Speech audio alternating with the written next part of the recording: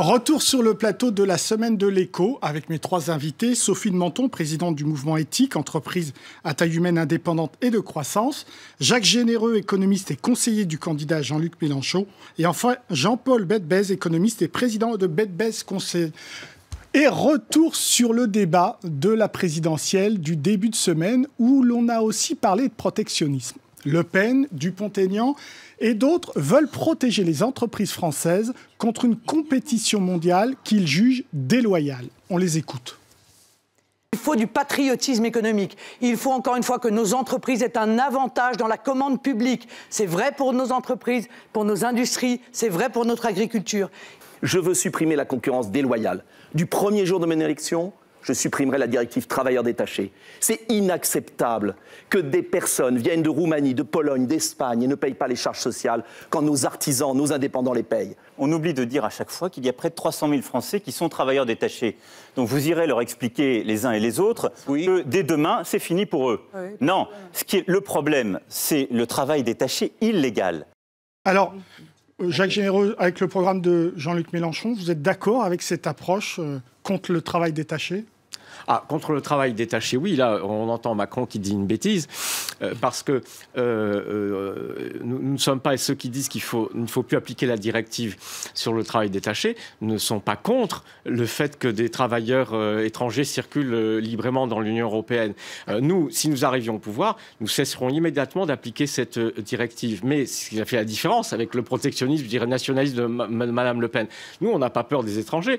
On trouve ça très bien que des gens de l'Union européenne viennent travailler chez nous. On veut simplement que les droits des travailleurs et les droits sociaux et les conditions sociales soient les mêmes dans un même pays, parce qu'on va pas faire 2, 3, 4 droits du travail différents dans un même pays. Donc, comprenez bien que la première chose dans laquelle il faut se protéger, avant de parler de protectionnisme commercial contre le monde, etc., nous faisons l'essentiel de nos échanges de commerce à l'intérieur de l'Union européenne, et l'essentiel de la concurrence déloyale qui est en cause se fait dans l'Union européenne depuis des années maintenant, avec la pratique de dumping fiscal et social qui a dressé les États européens les uns contre les autres dans une guerre économique impitoyable. Et donc, pour refonder l'Union européenne et en faire une véritable situation de coopération, il faut qu'on s'entende effectivement pour se protéger collectivement contre cette concurrence déloyale, en faisant avancer l'harmonisation fiscale, par exemple, sur l'imposition des sociétés. Il y a une directive de la Commission européenne qui est prête. Il suffirait de l'appliquer, c'est la volonté politique. Eh bien, nous ferons le rapport de force pour la faire appliquer. Ça me fait très plaisir d'être d'accord avec Mélenchon. Je termine juste un mot. Il faut donc aller vers progressivement une forme d'harmonisation sociale par des critères de convergence sociaux avec une vraie solidarité européenne pour aider, oui, c'est ça que j'appelle le protectionnisme solidaire, pour aider aussi ceux qui sont un peu en retard dans le développement, comme on le faisait autrefois, à rattraper les pays les plus avancés de l'Union européenne. Et dernier point qu'on oublie souvent, il faut que nous nous protégions collectivement aussi contre la libre circulation des capitaux qui autorise la circulation de tas de produits financiers toxiques, parasites, qui ne servent à rien à l'économie réelle et qui sont des fauteurs de crise. Alors là, moi, d'accord, je suppose. Les trois chantiers de la protection. Non, je suis tout à fait d'accord sur la première partie. Il existe une libre circulation des produits et des services, et il existe une concurrence déloyale. Personne ne peut être pour la concurrence déloyale par définition. Pour la concurrence, oui. Pour la liberté de circuler, oui, mais pas déloyale. Donc, est déloyal celui qui est détaché dans un autre pays, non, mais dont c'est pas déloyal d'abord. C'est pas déloyal, c'est légal d'abord. Ouais, oui. C'est déloyal, mais c'est légal, n'oublions pas. Donc ça veut dire qu'il y a une faute majeure, originelle de l'Europe, d'une Europe beaucoup trop élargie, qui ne peut pas avoir... Évidemment qu'on ne peut pas aligner ni la fiscalité, ni le coût du travail sur des pays aussi différents qui ne sont pas au même niveau de développement. C'est une énorme erreur, c'est du bon sens de base que tout le monde comprend. À ce moment-là, d'ailleurs, je pense qu'il faudrait une Europe à 6 ou 7 pour arriver à peu près à pouvoir harmoniser. Et puis, je ne suis pas d'accord sur le reste, parce qu'effectivement, cette économie mondialisée, c'est la libre circulation monétaire. Donc, je ne vois pas comment là, on peut arrêter cette économie mondiale qui circule. Et je ne vois pas non plus ce que vous voulez dire par protectionnisme solidaire. Je pense que là, on est en train de retrouver une forme de communisme qui me semble de mauvaise augure. Jean-Paul, je répondrai après. Le problème des cartes de salaire, ça dépend de ce que les gens font. Ça veut dire que vous dites, en Allemagne, le coût du travail ouvrier, hein, dans le manufacture, c'est 40 euros, par exemple. En France, c'est 36, 37. Et ensuite, dans les pays de l'Est, c'est 5, 6, 7. Mais ces gens-là ne feront pas les mêmes choses. Ouais. Et donc, on ne peut pas dire qu'il y a une concurrence effrayante entre les gens qui viennent de Roumanie versus les gens en France ou autre, tout simplement parce que les uns... On se loge pour rien Non, dans non, certains mais, pays. non, parce que les uns fabriquent des Mercedes, les uns fabriquent des trucs à haute valeur ajoutée, et pas les autres. L'endroit où c'est tragique, c'est quand les produits sont banalisés, en particulier l'agriculture. C'est-à-dire qu'à l'heure actuelle, personne n'en parle. Les crises de l'agriculture que nous avions viennent du fait que vous avez des ouvriers qui peuvent aller de Pologne, en particulier, ou plutôt de Roumanie et de Bulgarie, et s'installer en Allemagne et faire en sorte que l'Allemagne, à l'heure actuelle, est la première puissance agricole de l'Europe. C'est-à-dire qu'en réalité, les fameux travailleurs détachés, ça n'a de sens économique qu'en liaison avec l'activité qu'ils ont. S'ils ont une activité où ils sont bien payés, ça veut dire qu'ils ont une haute valeur ajoutée. S'ils ont une activité peu payée, ça veut dire qu'ils sont... Sophie de Menton est d'accord avec le point de Mélenchon sur la première partie. Vous êtes d'accord? Il faut revenir là-dessus? Mais attendez, faisons de l'économie. Oui, d'accord. L'économie, ça veut dire que en France, les gens ne sont pas payés partout pareil. Bien sûr. Ça saurait. Bon, les gens qui travaillent à Paris, à Bordeaux ou à Lyon sont en général... Oui, mais la payés. personne qui a une entreprise de plomberie en France et qui se voit concurrencée par des... Le coût du travail dépend du travail.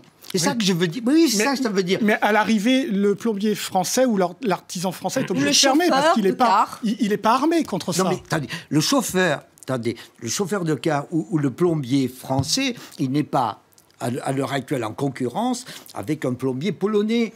Ou un plombier. Si, quand même. Si, non, ce sont les grandes entreprises qui les font venir, ou sont les entreprises qui les font venir. Ça n'est pas la TPE qui est en jeu. Mais si aussi. Non. Mais croyez bien que la TPE, il ne faut pas tout d'un coup, ça c'est extraordinaire aussi, les grands sont méchants, les petits sont... Non, les TPE, petits, très petite entreprise. J'ai essayé d'éviter ces simplifications. Les petits apportent aussi, entre guillemets, font venir des travailleurs. Moi, je connais une petite boîte qui monte des stands. Pour monter des stands très rapidement, quand on lui demande, il n'est pas possible, étant donné le temps de travail, de faire monter, elle fait immédiatement travailler des travailleurs détachés. Alors, Jacques Généreux, je reviens... Ça veut dire, attendez, pour être précis, ça veut dire, tout à l'heure on parlait du protectionnisme, vous voyez que le mot, il y a derrière des choses différentes, et dans le travail détaché, il y a aussi des choses différentes. Le travail détaché, c'est très utile, mais c'est aussi la façon dont c'est utilisé, ça peut être dangereux. Alors, travail détaché, la libre circulation de la finance, autre lieu, autre secteur où il faut protéger... Non, mais d'abord, clarifions la chose. Que les gens aient effectivement des salaires différents parce qu'ils ont des activités différentes, y compris dans un pays, c'est juste une évidence, pour ne pas dire une trivialité. Simplement, dans un pays, tous ces travailleurs, quel que soit leur niveau de salaire, se voient appliquer le même droit du travail. Les entreprises qui les embauchent se voient appliquer les mêmes règles fiscales. Et donc, c'est ça qui compte. Et donc, quand on parle de protectionnisme solidaire, c'est-à-dire qu'il y a un intérêt commun en Europe à ce que nous évitions de nous faire une guerre commerciale à coup de droit du travail, on va parler Sophie, merci, à coup de fiscalité, etc. Nous sommes pour la bonne concurrence, celle qui incite à l'émulation pour faire les meilleurs produits, innover, investir, etc. Mais Sophie, vous dites qu'à 27, c'est pas possible dans les technologies du futur. Bon, alors, ensuite, harmoniser. Oui, on peut. Alors peut-être qu'on ne peut pas. Il faut pas faire de la politique fiction. On ne va pas d'un seul coup, notamment sur le plan social, on ne va pas d'un seul coup harmoniser les conditions sociales. L'important, c'est le chemin.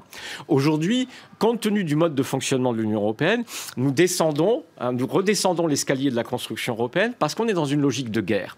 Et donc c'est absolument ça qu'il faut interrompre. Et donc reprendre le chemin de la coopération. Logique de guerre interne à l'Europe, c'est ce que vous dites. Et donc reprendre le chemin de la coopération, ça suppose, et ce que nous ferions, qu'un grand pays comme la France, parce qu'elle a le rapport de force pour le faire, disent à nos partenaires, nous ne tolérerons plus que l'Allemagne puisse se protéger à l'abri de l'euro pour faire de la dévaluation interne et agresser commercialement ses partenaires. Ça n'est plus possible. Jacques Généreux, vous savez qu'il n'y a pas le rapport de force. Il a été tenté par Nicolas Sarkozy, il a été tenté par François Hollande, le rapport de force. Alors, France en Europe. Mais je vous explique comment se fait le rapport de force. Quand nous arrivons au pouvoir, nous disons à nos partenaires sur toutes ces questions qui sont fondamentales, qui conditionnent la survie de l'Union. Parce qu'il n'y aura pas de survie de l'Union si on continue dans cette logique de guerre totale entre nous. La France, de toute façon, ne restera pas dans l'application des traités dans leur état actuel. Et nous vous le prouvons dès que nous arrivons au pouvoir. Donc vous menacez. Parce que non, on ne menace pas, on applique.